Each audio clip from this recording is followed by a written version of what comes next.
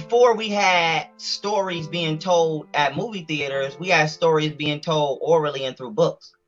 And we have to ask ourselves, just like we get programmed psychologically through movies, we were first programmed through religious texts. And the reason that, you know, words are important and why we must be caught up in words is because words are the mediums of your thoughts. Words guide your mind.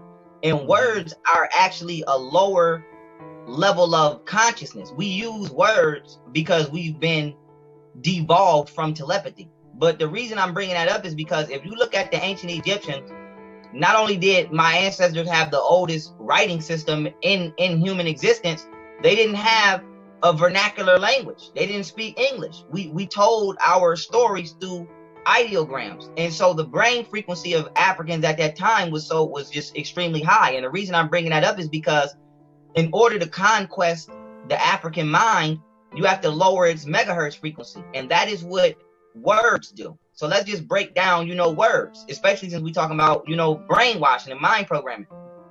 A word, to define something, right? D means away and fine means high quality.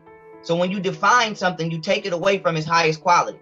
So not only do we define words via vocabulary indexes that we create, then we utilize these words.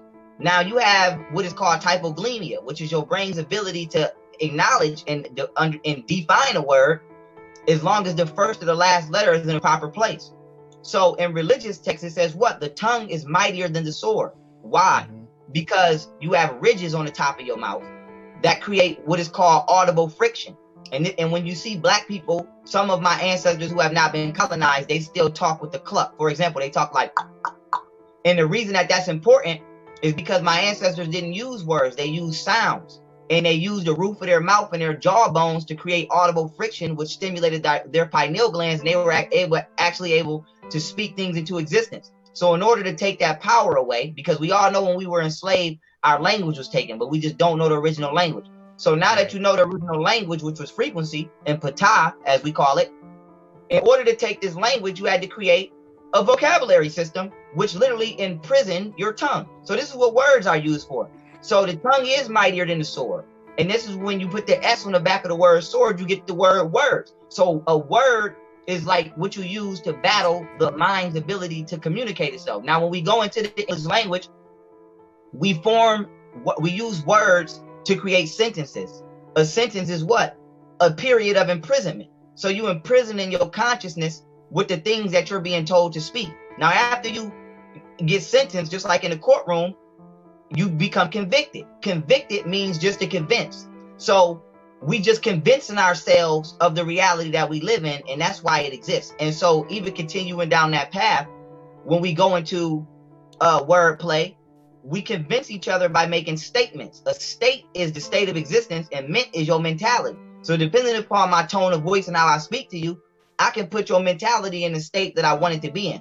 And so what's happening is English, aka English, aka Anglo-Saxon phonetic expression and letter-based expression is being used to formulate grammar. And grammar etymologically comes from the word grimoire, which is a book to summon demons. And so what we're doing with the alphabet, because alpha is the lowest level of brain frequency you can have, and beta is as well. The alphabet is literally a conglomerate of text and vernacular expression that enslaves our consciousness.